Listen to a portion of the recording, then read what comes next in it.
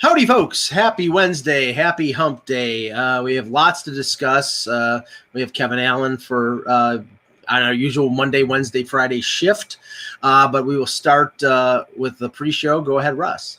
So let's talk about the NBA Olympic team and why I really dislike the NBA players representing the country in the Olympics. When you have a team of superstars like that, and your coach has to come out and question your fitness, to me, that speaks volumes. And he said that after they had the two losses against Australia and Bulgaria, and then they finally beat Argentina. So he said it was better then. The conditioning was better. But here's a few things. So when they do something wrong in practice, they have to run laps. And Greg Popovich runs the laps with them at 72 years old. But my feeling is, with these guys the way they are, how often are you going to make your coach, who's 72 years old, run laps? Like, I've never heard the track and field coach ever say, this team's not in the best condition it can be. And so basically what we're talking about here is a basketball team that is playing when they feel like it. And since Argentina was a better team than what they felt the other two teams were like, they gave a better effort. The other problem is, I think, with the way that basketball has changed, there is never going to be another dream team because nobody plays tight inside. Nobody plays a hard game inside. Everybody's shooting threes. And guess what? If you have two guys that can shoot threes from any other country, you're always in the game. Well, and so if you go cold, it's a problem. Russ, they lost to Nigeria. I know. Nigeria. Not did I say Bulgaria and Nigeria? Yeah. Not Spain, not Argentina, not like a great international power. Friggin' Nigeria. Yeah. Oh, I mean, Kev, I look at the roster of the U.S. Olympic team, and I'll just read a couple names off here that I never thought would be on a U.S. Olympic team. Bam Adebayo, Jeremy Grant, Draymond Green, who's over the hill, yep. Zach LaVine, Kevin Love, for crying out! I mean, this team is an average NBA team. It's not even close to a dream team. Yeah, it's kind of lost its luster for the NBA players. I mean, in the early years, I was at the '96 Summer Games for USA Today, and it was so much fun because that part of my duties where I was the backup writer for the Dream Team, and that was just so much fun because the guys were told to it. They wanted to be there. They wanted to show the U.S. dominance, and now all of a sudden the guys just shrug about the Olympics. It's interesting. Durant. You have Kevin Durant, but he can't win 1-on-5. No, that's exactly right. But there's not enough of those. Not enough Kevin Durants. Right. Yeah. So, LeBron, if we had best players there, we would still be dominant. So yes, I think LeBron is not there because of injury, but there were a number of where's Steph Curry? Steph Curry's not there. Right. I mean, a lot of really great players opted out because I don't know if it was because of COVID. I wouldn't blame them if it wasn't because of COVID. If it was, look, Griffin makes a good point. Nigeria had 4 NBA players and an NBA head coach. Great, but not good NBA players. But this is still supposed to be a team of elite players from the U.S., and you got basically 5%, 10% of the elite players, maybe. Yeah, I mean, they weren't lining up to be on this team, and that I just. As far as the Olympics go, and you can correct me if I'm wrong, Kev, we're always supposed to see the best of the best from this country. Yep. And that's not the case right now for the basketball team. Well, we always have swimming and track and field. Yeah, we do. Yeah. And it's so funny to me. Like I actually love this tradition. We don't give a care about track and field or swimming at any other time except for those 2 weeks and when it's on in the Olympic Games. Sure. And then all of a sudden we're all experts. I'm a big Usain Bolt guy. All of a sudden Usain Bolt's going, I'm watching him. Yeah. Like, Yeah. It's absolutely hilarious how Katie Ledecky is the most recognizable girl in North America for the next 3 weeks, and then she could walk into a Walmart and not be recognized. So well, she could walk into an Islander game and not get charged. That's for sure. I remember at the '92 Olympic Games when Ray LeBlanc got all played out of his mind and played well for the U.S. And they didn't end up doing anything, but for a while there, it looked like he was going to be the star of the games. And I wrote a couple of cover stories on him. And I remember one of the quotes from the late Art Berglund, who was the director of USA hockey national teams at the time, who said there are more people in this country that know Ray LeBlanc right now than Brian Leach. And that was so true, because that's the way the Olympics work. When we were covering the 2010 Olympics, that was at the point when chats with your readers was the big thing. We were doing a chat every day, and every day the number one question was, what NHL team does Ryan Miller play for? Like, nobody knew who he was. Nobody had any idea who Ryan Miller was, because we forget, because we live in the NHL world and we think everybody knows, but there are 300 plus million people in this country. I'll tell you one amazing, probably 3/5 don't know the NHL. Yeah, I'll tell you one amazing thing, Kev. For the what was it, the 80 or 81 Summer Olympics when we didn't go?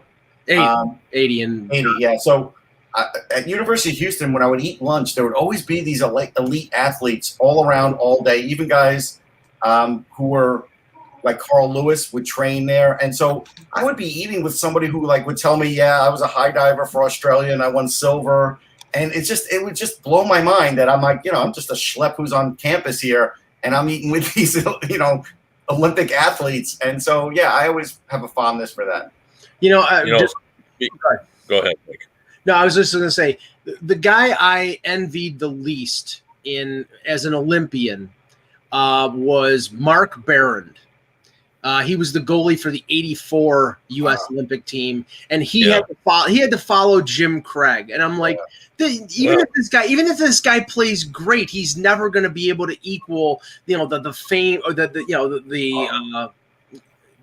the notoriety that Craig had. And he did okay in '84. I mean, it wasn't a bad team. They didn't come close to doing what the team did in 1980. But I felt sorry for him, because it's like he can never live up to those expectations.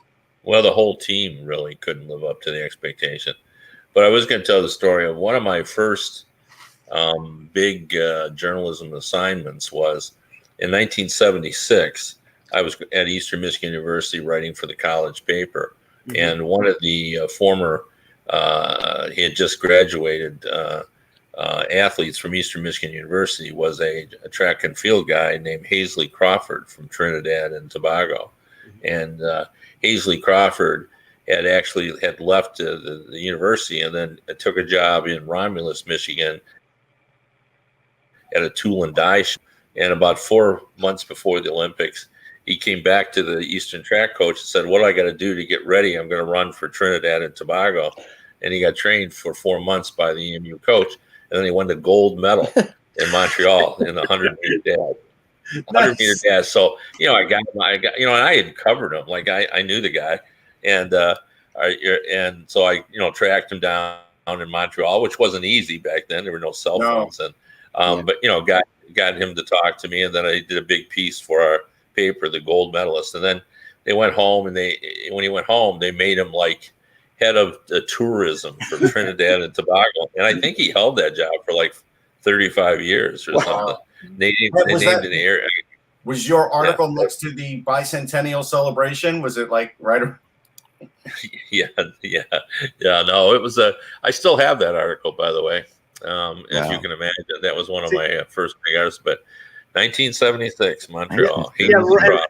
And Russ, I'm sure that Ben Johnson got a job at a pharmaceutical company after his. Let's start the show. Well, one thing I will tell you which I learned. Sometimes once you become a professional, you learn things about sports that maybe you do or don't want to know. But I noticed in the sprinter, when you're a sprinter, if you're getting beat, you grab the back of your hamstring and then walk off the track. That's the That's the go-to move. Like, oh man, Rodney Dangerfield did that in Caddyshack. Dangerfield did that in Caddyshack when the ball hit him playing golf, and he realized he couldn't do anything. He's like, my arm's broken. I can't play anymore. That could be a fractured ulna. You must forfeit. Yeah, why not? Nobody works than a soccer player, though. Soccer players. No, that's true. Oh, that is very true. Kind of the equivalent of a hockey player looking at his hockey stick after he misses the net, and just looking at his stick and saying, "Why? Why did I miss the net?" All right, here we go. Ready? Hello, Hockey World. It is Wednesday, July 14th, 2021. I'm Michael Agello, and today is Bastille Day, so I played Rush's Bastille Day and tweeted that out, and that's a great song. I'm Russ Cullen from Sportsology. I'm just doing what I normally do. Kevin Allen, Hockey Buzz. And I'm Eklund. And for those of you watching, for those of you who didn't understand what Mike meant by that, he didn't mean the country Russia's Bastille Day, because Bastille Day obviously is from French. He says Rush apostrophe S, RUSH apostrophe S song Bastille Day. So there you go. And I tweeted it out, so if you want to listen, there you go. There you go. If you want to listen to Rush, you probably should find something to do with your time. But anyway, no, just not. I'm not a Rush fan. Oh, I'm not a Rush fan. Anyway, I'm not a huge Rush fan either. I don't know. Nobody's perfect. I think they're overrated. Kevin, do you have a Rush opinion? No, I don't. But I did want to tell you, because I know you're an Ed Sheeran fan. Yeah. Did you see that he's contemplating doing a heavy metal? No. Album? Who? Ed Sheeran. Yeah. Apparently, when he was young, he had a heavy metal. He went through a period of heavy metal, and he was thinking about, just for fun, to do that, kind of like Ben Folds. Oh yeah, so, he is. Anyway, he is. I've been around people who've been around him. We've had Dave on here at the show from Taylor Swift's band. And everybody I've ever talked about Ed Sheeran say they're literally in the music industry. Literally say there is nobody more talented that they've ever met. Flat out. Oh my God, Ed Sheeran, he is just absolutely can do anything at any time. Can write a song. Yeah, he is amazing. Well, and he does all that stuff alone. And I love the stories about all the things that he's done, like the music video when they were talking about who they were going to hire to do the dance scene from his thing, and he said, "No, I think I can do that." Yeah, and they go, "No." And he goes, "No, I think I can." And he's the guy, so they let him do it, and he doesn't look out of place in that video. No, he's perfectly fine. He is crazy talented. He can pull off just a single guitar and a guy in front of a stadium of 60,000 people. That's something that not everybody can do. That's impressive, and it just really. And if you want to see him acting too, which is really funny, he's really kind of an underrated actor in the movie Yesterday, which is one of my favorite movies. Oh, that's that Beatles movie. There's no chance I would see it. Yeah. Why? Because I lived during the real Beatles. Why in the world? I know that there's this parallel story. I have zero. This has nothing to do with the Beatles, though. It does have something to do with the Beatles, but because there's such an amazing story about like there being like a something issue with the time-space continuum, and the Beatles. Right, the Beatles have never existed except in the mind of one guy who remembers everything and starts putting the songs out on his own as his own songs. And, one thumbs down. That's what I get. Oh, it's an amazing movie. There's a great scene where Ed Sheeran challenges this guy to a write-off, saying, who can write a better song, me or you? And Ed Sheeran goes out there and writes a song on the spot. Like, you have 5 minutes to write a song. Ed Sheeran goes out there, writes a song on the spot. It's really, really good. This guy comes out and plays the long and winding road. Ed Sheeran just bows down to him. Great. Mike votes that we start talking about hockey. You guys want to talk? You guys want to talk baseball? Baseball. That was the pre-show. Actually, it was basketball. One thing. Anyway, Kevin, did you see the movie yesterday? I did. I really liked it, but I'm sitting here just thinking about how it must take such an incredible amount of energy for Russ and Mike to have all those opinions just backed up in their heads. Like I would. Like, how do you even before you see a movie? So I can't do that movie because it was. I knew the minute I saw the trailer. That's it. Like, who thinks like that? Like, apparently you do, but I'm just way too open-minded. No, you're just a human. You're just a human, Kevin, and these guys are not. There's nothing human about either of them. Yeah. So it is funny. Like to dismiss a movie just on the base just seems so foreign. On general principle, that's how I do it. Okay. Let me talk hockey. All right, here we go. All right, so let's get into it. Now, yesterday, obviously, the Suter and Parise thing happened, and I know I wasn't on the show. I know you guys talked about it, but I did have an interesting, brief discussion today with the owner of the Minnesota Wild, and Craig Leopold. And it's a fascinating thing because we think about these buyouts and how they occur, and it's a big deal. Obviously, the owner's got to put out the money, and it's a big deal for the owner to put out the money. And you always think that by the time this has happened, yeah, it's obvious we got to buy these guys out. It's all and you think they want them gone. I've never heard somebody more.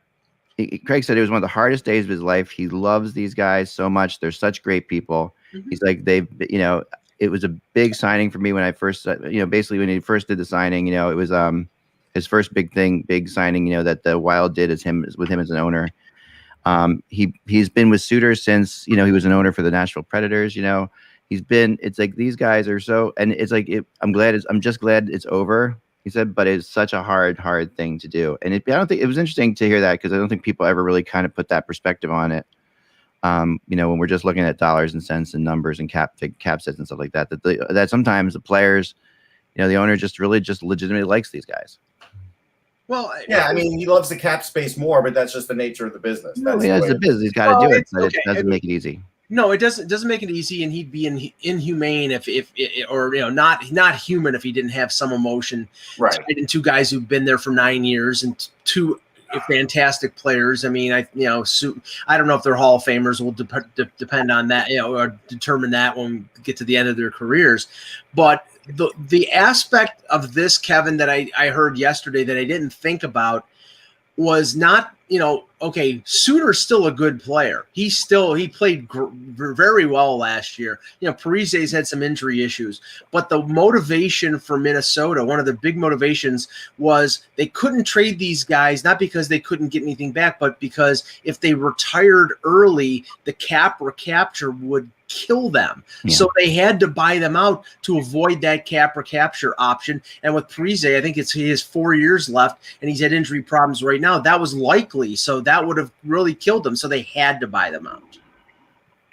Well, yeah. But the other thing that's in play here that we're not talking about is that, two things really. But number one is, they wanted to go in a different direction. They've been talking since Bill Guerin arrived that they wanted to change the culture. Right. And it's hard to change the culture when you have the younger players that you want to empower who look around and see, Suter and Parise who have been there a decade. Yeah. Like they're still going to be the main voice in the locker room. Even if you made a younger player a captain, that's not going to change anything. And I think it's still pretty telling that, we don't often see, I try to come up with an example, I couldn't one, an owner and a general manager willing to play 3 seasons when they're going to be $12.5 million, $14+ million, and $14+ million. They're going to have that much less cap space than any other team in the league. That's 3 years. Like you have another general manager, you got to plan for that like right now. Yeah. Right. Like now, you got to start thinking about how we're going to. So the one thing I'll say about Go ahead, Kev. Well, no, go ahead. I was just going to say the one thing I'll say about Guerin is I think he probably was planning on that starting when he started the job. I really do, and I think that's why he's been making decisions the way he has been. I will stick by what I said before, which I don't, and I think I'm in. I didn't have a vote in who the GM of the year was. I thought that all 3 candidates who were there were great candidates. But if I actually did have a vote, I would have voted for Bill Guerin. He would have been my vote. And I honestly think that I think what he did there is completely as good as Zito was, and Zito was amazing. As good as Lou was, and Lou was amazing. I think that what Guerin did and how good the Wild actually were, which people don't really understand, like how good they were and how strong a team they were because they were overshadowed by Vegas and Colorado in that division. But had they stayed in the Central, which is remember that's another thing, that was kind of like where they were, what division they were going to be in. had they stayed in the Central, could they have gone further? And I think they might have. They are really, really good, and this is just another move towards that direction. But this is the thing that I question, and the other aspect of this was for the expansion draft by buying out Parise and Suter, and I'm sure this was less of a motivation than the cap or capture, but now they get to protect a young forward like Nico Sturm and Dumba. Dumba was because they had 4 defensemen, but if you look at it and you look at what Kevin was just talking about, 12 million, 14 million, and 14 million in 2023, 4, and 5. I'm sorry. The talk about them getting Jack Eichel, it's fantasy unless they're going out and they're trading off Matt Zuccarello or trading off Dumba and clearing more cap space, which I don't say it's impossible because Guerin has done those bold moves over the last few years, but they can't just simply, okay, now that we've bought out Parise and Suter, we can go out and get it. Eichel. It's not that simple. With that money hanging out there, you're going to have a cap crunch in next year and the year after. You're going to have to clear more space to bring in a number 1 center like an Eichel. I definitely don't think this was tied to Eichel at all. Right. Although, everybody is in on Eichel for sure. The impression I got from talking to various people is, yeah, everybody's in on Eichel. But I got one guy who said to me here, they're just asking a king's ransom. They'll need to come down a lot for anybody to actually get serious with them. That's definitely. And that's what somebody said about it. Here's what I've been asking GMs, and nobody knew the answer to this. I don't know, maybe you've seen it somewhere. Mm-hmm. They're giving up over those 3 years $40 million in cap space. Correct. What would be the recapture penalty? More than $40 million? Apparently, as the long, and I'll look it up because I'm sure it is somewhere.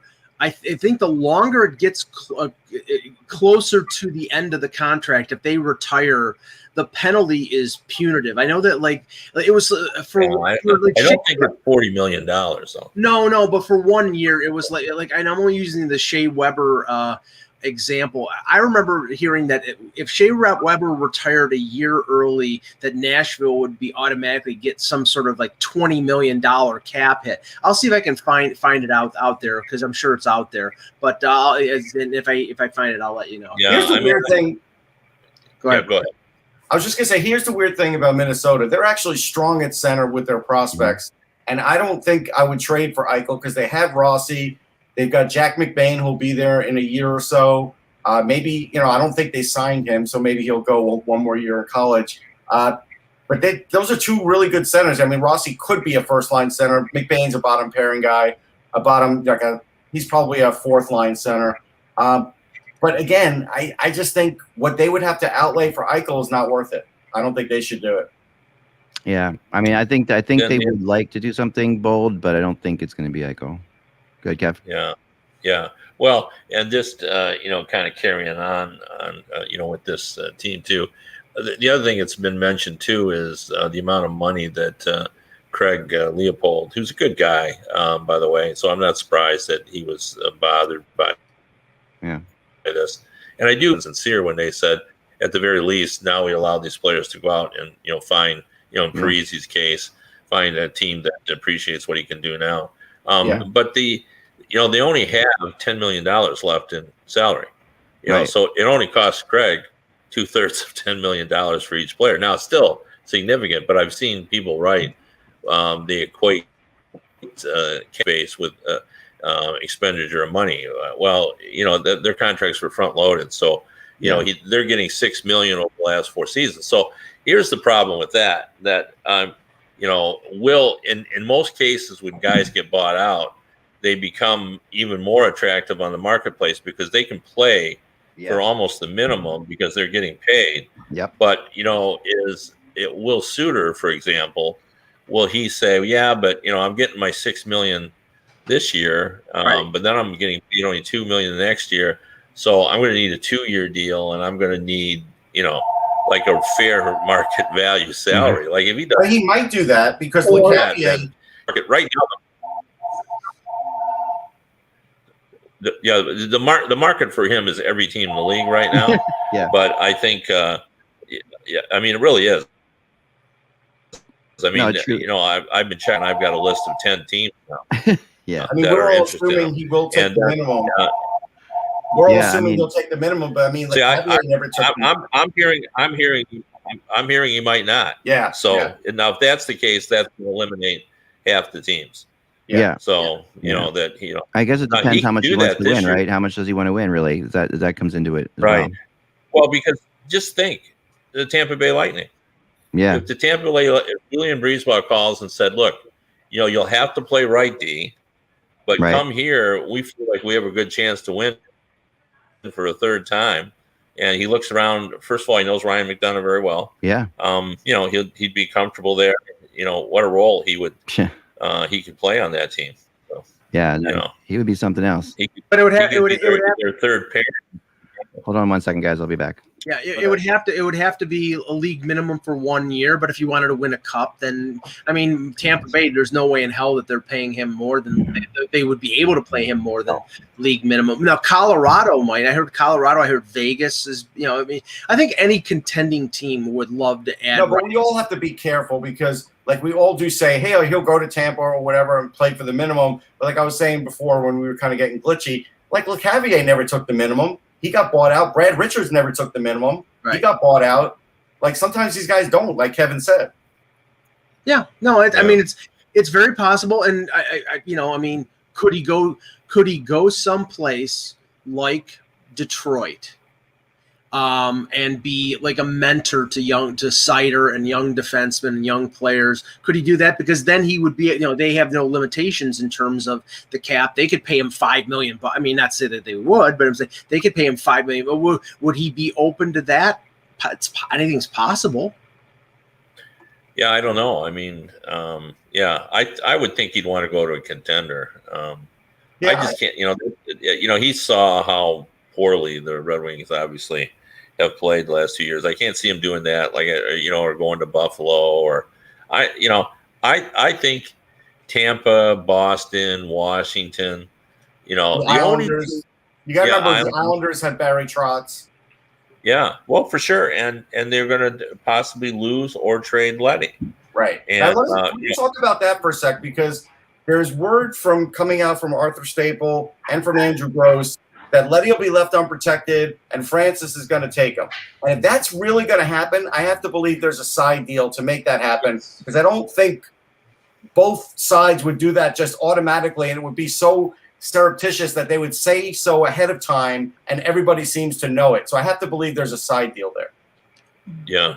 Well, I mean, for Francis, Kev, it makes a lot of sense if that actually happens, because he's a 1 year cap hit, $5.5 million. He's a good defenseman who had a good year with the Islanders. That's something that you can flip, and not immediately, but you could have him play in Seattle for the year and flip him at the deadline. And probably Russ is right. You could get a sweetener, like Funky in the chat said, like a Kiefer Bellows.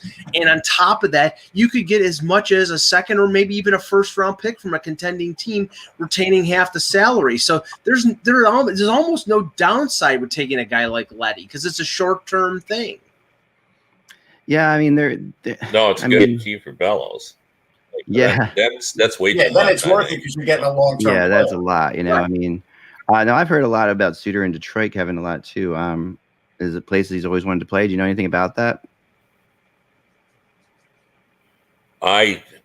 No, but I would be shocked. Mm-hmm. Yeah. From what I've been hearing. So yeah, I just think that I agree. The Red Wings are going to sign.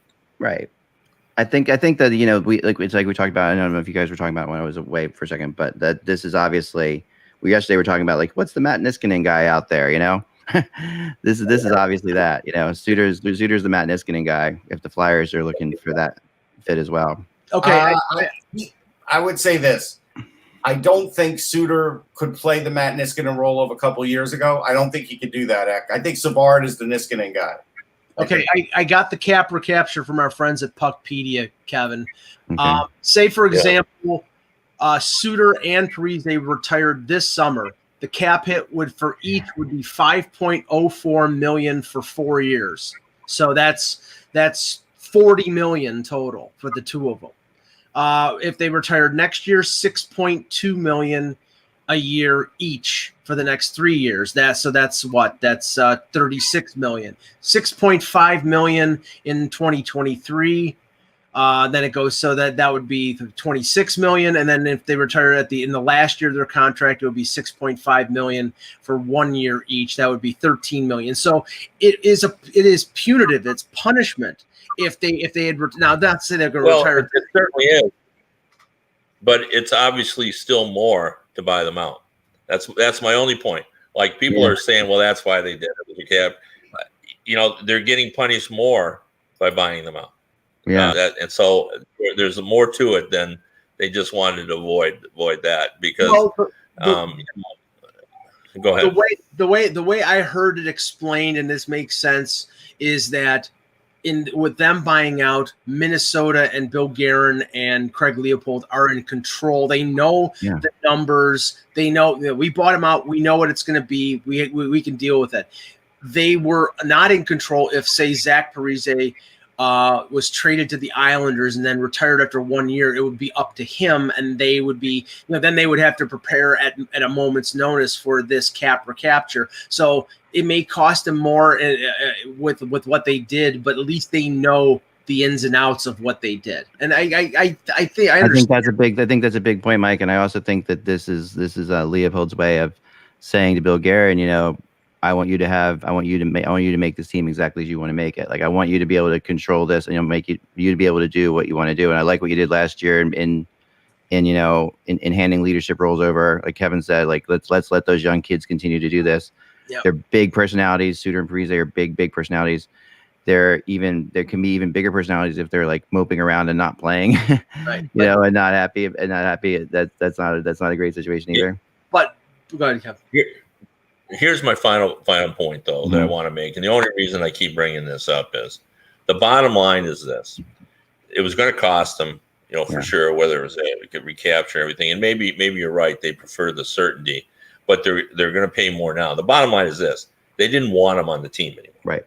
Right. That they're not doing this for financial reasons, or they're doing this because, as Eklund just kind of explained, they want to be able. Bill Guerin wants to empower the younger players to give us a different look, a different feel, different leadership group, and they have to remove them from the roster in order to do it, no matter how they did it. Whether they traded them just look at this. Over the last 12 months, they have removed the core group that was there for a decade: Mikko Koivu, Parise, and Suter. So this is now Bill Guerin's team. It'll just be interesting in a couple years how he's going to operate this team with a $67 million cap instead of 81.5, because that's what it's going to be. Yeah, and of course, Eric Stahl as well. Eric Stahl as well. Yeah, that was the one. Yep. So I mean, he wasn't as big for there as many years, but he definitely was a part of it all. Correct. I want to talk about Kyle Palmieri for a second, because he's a name that came up a couple times today when I was talking to people. And he's an interesting. We kind of forgot about him in some ways. He was the best trade deadline acquisition, I think, that was made by anybody. Oh, come on, that was Eric Gustafsson. Come on. I felt like Kyle Palmieri was, he did a great job as the understudy for Anders Lee, but he obviously, with Anders Lee back, they're not going to be able to keep Palmieri there. In all likelihood, and they've got things they have to do. New Jersey would like him back for sure. That's one option. I obviously like it there too, but I think there's going to be teams coming with bigger offers than New Jersey, and maybe and better shots at winning for sure. And one of those teams is Montreal, that I was told. With what money? Yeah. I'm not like sitting there telling you that I understand all the ins and outs of how they're going to make space happen, but that this is a player that they are interested in. Well, to me, Palmieri makes sense around, like, he's the fallback for, like, say, for example, and he's been tied to Boston for 5 years, actually. Yeah, for sure. If Taylor Hall doesn't re-sign in Boston, then Boston might go after Palmieri. Or if not to say that I think this is possible, and I was going to mention this, the Gabriel Landeskog situation in Colorado, not to say that Palmieri is the replacement for Landeskog, because he's not, but, if all of a sudden Landeskog hits the market and goes someplace else, then Palmieri might be a plan B for teams like that. So I think that, he's going to be desired, but what is he, 31, 32 years old? He's not going to get more than a 3-year deal from anybody. I want to ask a very basic question.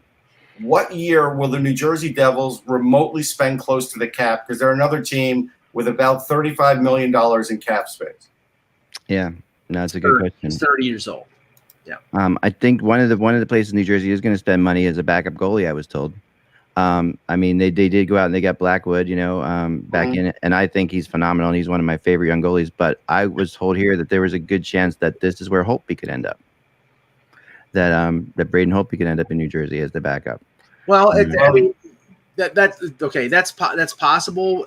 And what I've looked at when it comes to Holtby is probably going to be claimed by Seattle because they're going to protect Demko.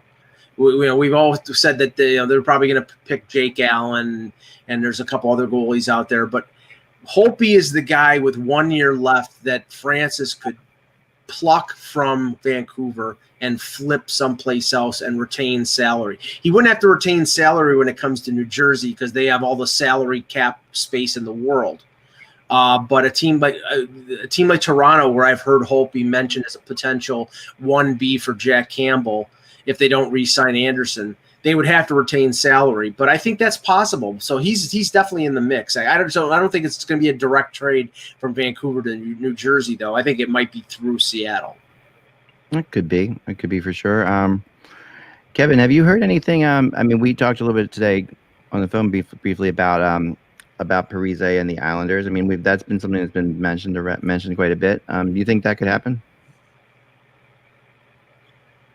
Yeah, I do, because then Parise could go to the Islanders. Like the Islanders, once they get rid of Leddy, will have $12 million, but they have one of their defensemen they've got to sign, and then it's broken.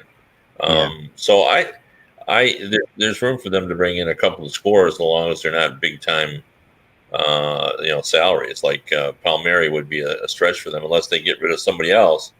As well. Can they bribe somebody to take Andrew Ladd off their hands? Well, they could buy him out, right? But he is all signing bonus. He was part of that free agent class. They don't gain anything. Yeah, there's no benefit. Yeah. Well, I want to ask Eck, what will Sorokin's salary be since he's won the Calder and the Vezina? Yeah, it's gonna be pretty high. Yeah, I mean, 12.5 max. It is interesting. That is an interesting situation as to what the Islanders are going to do with their goalie situation. I mean, obviously, Sorokin's their future. I think they all realize that. And the question is, you also have Varlamov, who could have, easily, was a Vezina guy, So, and he was as good as you can get. So I don't know.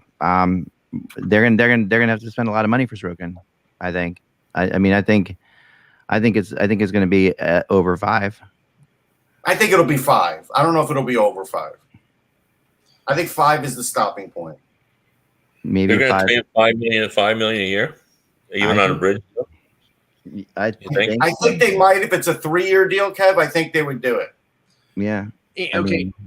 Andrew Ladd's cap hits $5.5 million. The real money is $4 million for the next 2 years. 3 of that $4 million is signing bonus. So, it's as bad a contract as Lucic, as Oposo, as Franz Nielsen, as Louis Eriksson. That entire group of free agent class. What was it, 2017, Russ? Every GM who signed that contract should lose their jobs based on those contracts. They were so bad. That would be the kind of deal, though, that I think the Red Wings could take. Yes. If they don't do anything else, they could take that contract for 2 years. They probably won't be ready to compete for 3. Right. And if Lamoriello was willing to give them something significant, Right. But it would have to be significant. Yeah, that's possible. No, I definitely agree there. I just had another thing on my head, and I just totally. Well, a couple notes here, though. The Sabres Oh, this one. Yeah, this is what I'm thinking of, actually. Yes, okay, that was what I was thinking of. Jeff Skinner, right? Yes, Kevin Adams contacted Don Meehan, who was Jeff Skinner's agent, to ask him if he would waive his no movement clause, and Skinner did before. I think the deadline was 5 p.m. yesterday. So that enables the Sabres to protect another one of their younger forwards, Rasmus Asplund or Tage Thompson, Casey. They were going to protect Casey Middlestat. But what this also tells you, and I don't think that Skinner would have waived, because Skinner does not want to go anywhere. He would not have waived unless he got some indication either through his agent or through the Sabres that Seattle was not going to take him. Because if he had any inkling that Seattle was going to take him, he wouldn't have waived it. Yeah, but why would Seattle give that information away so soon instead of trying to get something on the side to make that happen? That's my question. The only thing I can think, and he played under Ron Francis in Carolina for a number of years. Maybe there was something communicated, Russ. Maybe, but this is Francis. He could get an asset out of this for his franchise. Like, sure. I don't understand it. I get what you're saying, but I don't understand why it would be decided so quickly. Yeah, I don't either. Skinner is, showed he was better than he was towards the end of the year last year, but you still don't have teams out there salivating over Skinner. Hey, that was that for a behavioral psychologist reference. How about that? There you go. Teams are not salivating over Skinner. We have breaking sort of breaking news here. Yeah. The Bruins have extended Brandon Carlo 6 years, $24.6 million. That's 4.1 per. Perfect signing. That's a great signing because, again, for what he gives you, he's not super offensive. He's really good defensively. He's a minutes eater.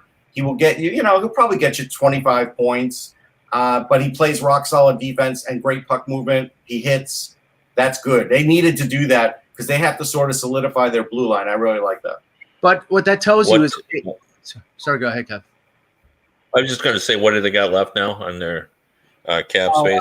I'll check right now. Yeah, Clifton, I think, still has to get paid, right? Yes, and Rask is still and Hall. Well, Rask is going to be up in the air, I think. Yeah, because of the injury, because of the surgery. Currently, with Carlos signed, they have. They have $26 million in cap space. Oh, they're good. They're flush. Yeah, tons of cash. But they have to sign. Well, depending on whether they bring Halak back or if they're going to go with the young tandem of Vladar and Swayman in goal. They want to probably re-sign Mike Riley, who they like a lot. Krejci is up. Hall is up. Corrali is up. So they have lots of money, but they have lots of guys to re-sign too. So I have a question for Kevin. Kev, with the Carolina signing of Dylan Wells and the fact that they're going to have to qualify him to make him available for the expansion draft because their other two goalies are UFAs and that Jelkovic will be the guy they protect. Right. Does that mean the minute the expansion draft's over, they're going back to one of those two goalies and re-signing one of the same goalies again?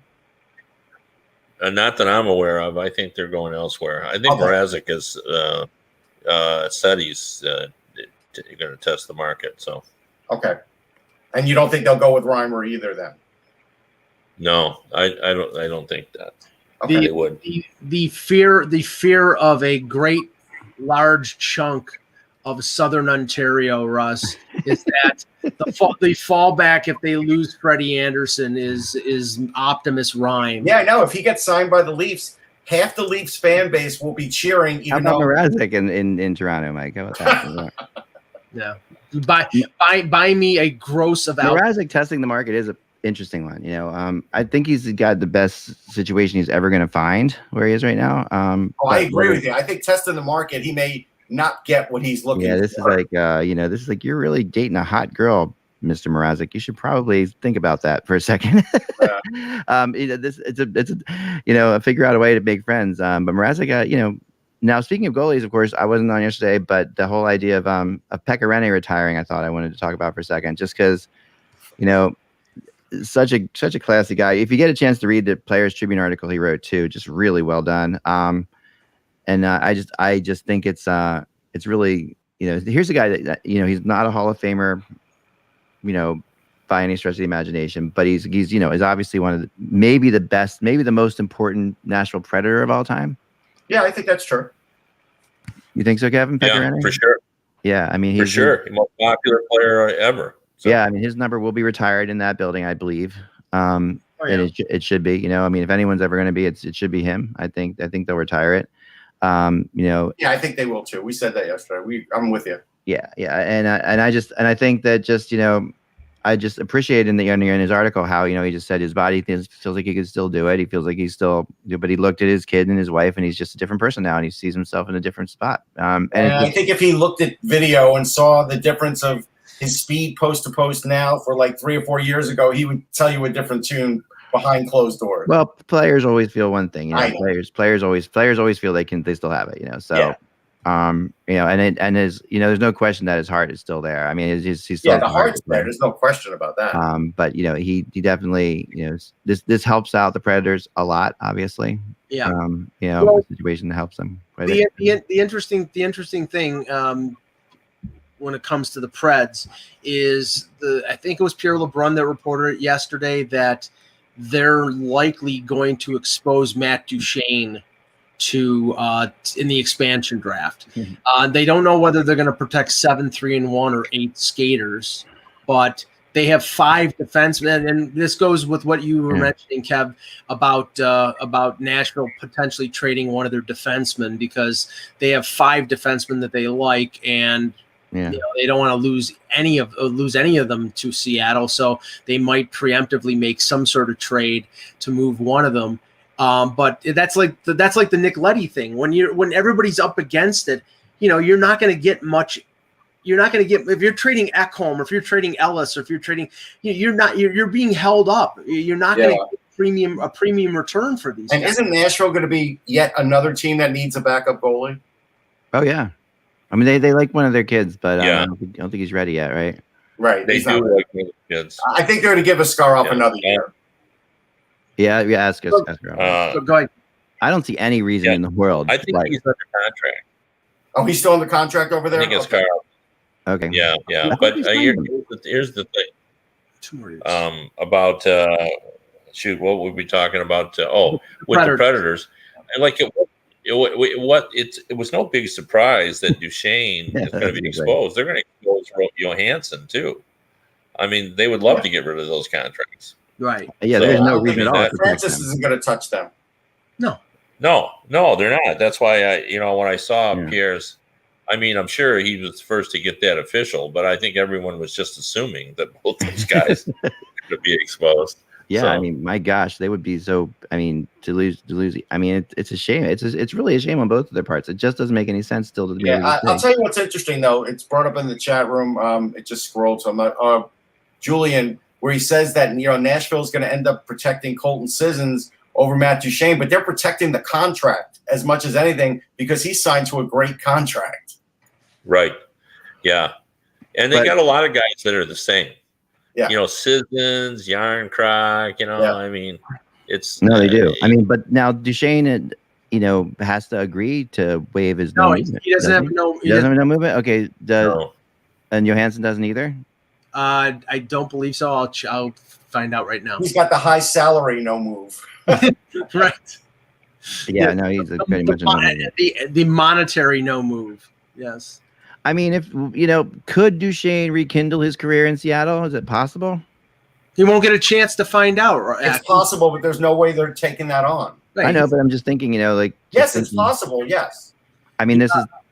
See, to me, an expansion guy is not a good perfect expansion person is, like what you saw in Vegas with Marchessault. Like that's your kind of guy. You want a guy who was good in places, showed issues where if he got more playing time, he suddenly in a bigger role, he could be substantial. Shane, we're making like $6 million for 2 more years. They take him because he'd be their number 1 center. Right, but how old was Marchessault when he got picked by? No, that's what I'm saying. That's the kind of guy you want because.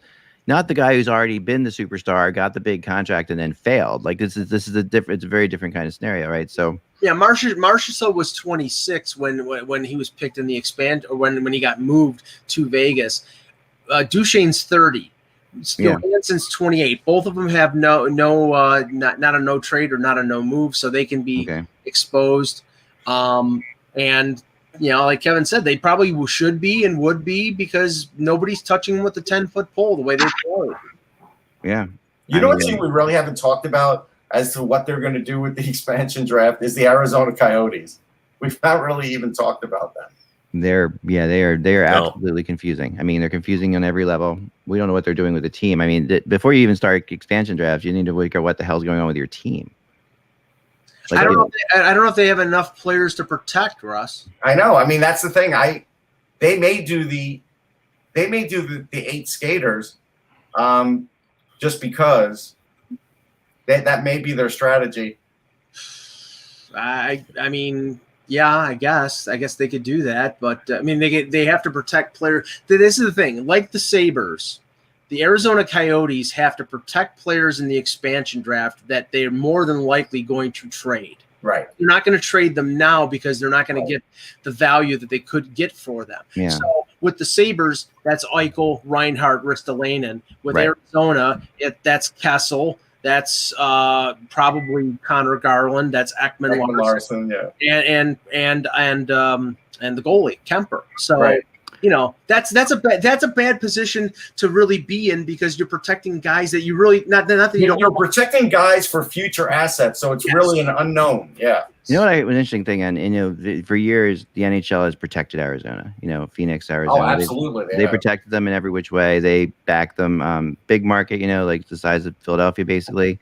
The feeling was that they would be, that it behooves them to have a team there. They went above and beyond for years and years. They'll bounce back. They're in the wrong market. Right, and I always pulled for them. I know, Kevin, you always pulled for them. I wanted to see it work, and but I'm wondering now, like, if you got an NHL person, to talk to you off the record, if they would say they're just sick by what's happened right now. Like at this point, it's really gotten to the point where, what do you think, Kev? Do you think they would feel that way? Yeah. I mean, I think they've been real disappointed by what's going on there. And I don't know that they're ready to throw in the towel, but it's time to have, a sit down talk with the ownership and find out what it is that he's planning to do here. I mean, I agree with that. But if you throw them out, you got to have that same conversation with New Jersey, because as Russ pointed out, they haven't been at the cap. And Ottawa, and Ottawa too. Yeah, I mean, they're Well, Ottawa, there's at least the belief that at some point they'll get to the cap. With these teams, there's not even the belief that they'll get to the cap. Right. But the NHL does, despite what people might think, and despite the fact the NHL just really runs, they're not like they don't own the Arizona Coyotes, but they do have those sit down talks with owners to figure out what the hell they're doing. Yeah, I mean, they do have those discussions. Those discussions do take place, very off the record, very much. Like the NHL wants to know your plan. Like I've heard that before. The NHL is not going to sit there and they won't tell anybody what your plan is, but they need to know it. They need to know what your thought is, what you're thinking here. Yeah, I mean, can you fine a franchise for being apathetic? Yeah, I mean, I'll tell you what you could do, Kev. Like the next CBA, like if Kevin gets a poker game together and he basically says it's $100 to get into this poker game, and if I say, well, I've got 70, Kevin's going to say, no, you can't be in the poker game. So why can't we have a league where the rule is you have to spend to the cap? Why can't we have that? Well, that's a good point. You can't punish a franchise for being apathetic, but you can. I think you should punish a franchise if they're pathetic. And honestly, over the last few years, they have been. The way that they've run this team, the way that the current status of the team is. We've talked about them like being moved to Houston or Quebec, and I mean, the thing that I wonder, Kev, is now with the cap is going to be flat at $81.5 million for the foreseeable future. Revenue is going to be so important over the next few years. If you find an opportunity where you can move this team and get a franchise fee or a franchise transfer fee of $500 million, which they, I think the NHL would be for it. I mean, they've only stayed in Arizona for 20 years, and it still hasn't worked via so many ownership groups. How much longer? I think they'd be open to it, Mike, but I don't think they want this ownership group to take that team someplace else. I think what they would want is that's a mistake by the league then for letting this ownership. I think they want somebody else to buy. The similar thing what happened in Atlanta.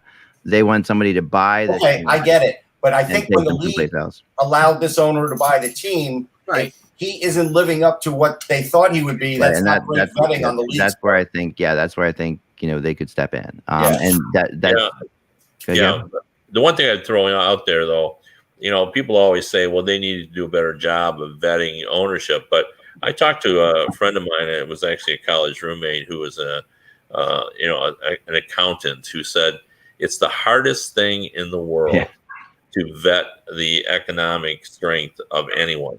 Like, cause, nobody has, like, it's not like they can show you, bank balances. Everybody's money is somewhere, and everybody comes with just a piece of paper from a bank that says, that they have a line of credit of this and that. Yeah. Like he said, people think like, well, you should have figured it out. He said it's really, really hard. Like remember when the Islanders had that guy that had no money? Yeah. What was his name? Yep. Yeah. But no. It's not. My college roommate said. No, that was the Nashville guy, Boots. But it was the guy in. I know who you mean. I know. And he snowed everybody. But my roommate said he could easily see that happening because that's how that guy did it. He had letters from. What was his name? John Spano. Yeah, that's what it was. He said it is really difficult to vet someone's finances. Unless you're going to do you have the warrant ability to take a deep dive, which they wouldn't. Which people won't let you do. And also beyond that, even if they have a lot of money, even if they've proven to be good owners at other businesses, if they've never owned a professional sports franchise before, they've never done this. I mean, the reality is it's a totally different kind of business. You have to look at it in ways that you don't look at other businesses. It's really about, your long-term value, making it's not about year to year as much, because if you think year to year, you're going to lose your mind, right? It's really about, is your team gaining in value over the time you have it. And then eventually everybody wins. But yeah, you just because you're a good money guy, I mean, doesn't mean you're going to be able to do it either. It really, so it's hard. How can you vet it? How can you vet somebody unless you have somebody they've owned a team in another sports, world thing and gets it? And that's one thing, but those people don't exist. Or you're like a billionaire, right? Which is like the NHL loves the billionaires, but there aren't that many billionaires out there. That's the reality. Well, I mean, there are enough out there. Just look at Wall Street. Kev, one thing that was interesting that the GM meetings are going on. John Shannon was posting, a friend of the show, John Shannon was posting on Twitter that he said, "Don't hold your breath on the Olympics," is what he got from people who are at the GM meetings, because the schedule is likely, it has to be released within probably the next 2 weeks. And they don't think that the whole situation with the Olympics is going to be straightened out by then. So, I mean, are you coming off your 80% they're going, or are you still sticking with that? No, I'm sticking with it. I was told that it's really kind of in the players' boat now. And, last I heard, they really felt that players were going to back this, even though it's going to be a lot more inconvenient than they had hoped it would be. But we'll see. I mean, anything could happen. Sure.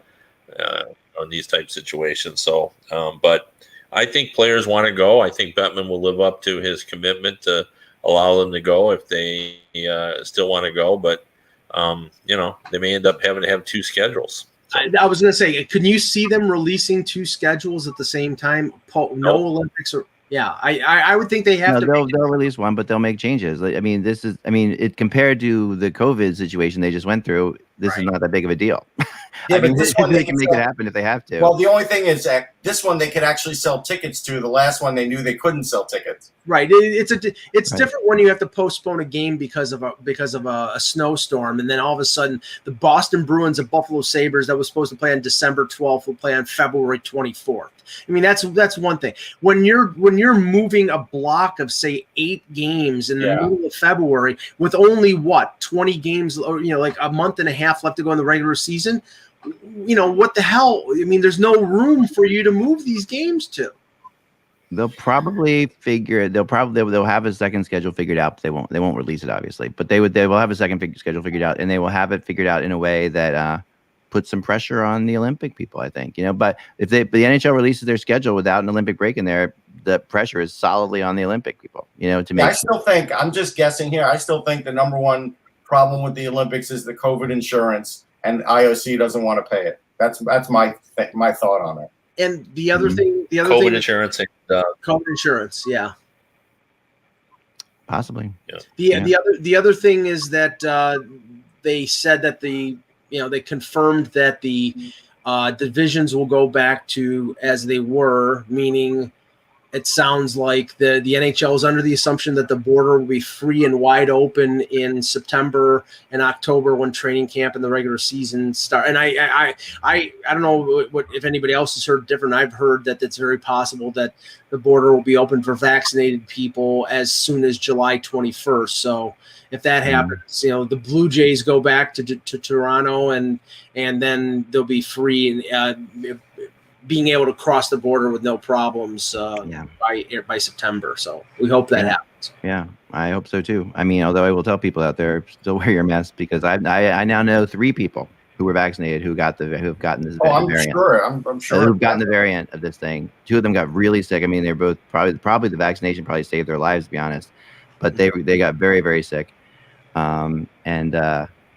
It's so you can still get it's still a really bad flu out there for what it's worth. Just be careful. Yeah. It's not this variant the vaccine doesn't work 100%. It's like 70% on it sometimes. Yeah. So anyway, because I mean, if I know that many people, it's kind of nuts. I think it's all the time we have for today, folks. Thank you as always, Kevin, and thanks to everybody out there for watching. Remember, you can go to patreon.com/hockey and support the show. We really appreciate those of you who have. But for now, remember, without the buzz, it is just hockey. We will be back again tomorrow. Talk to you then.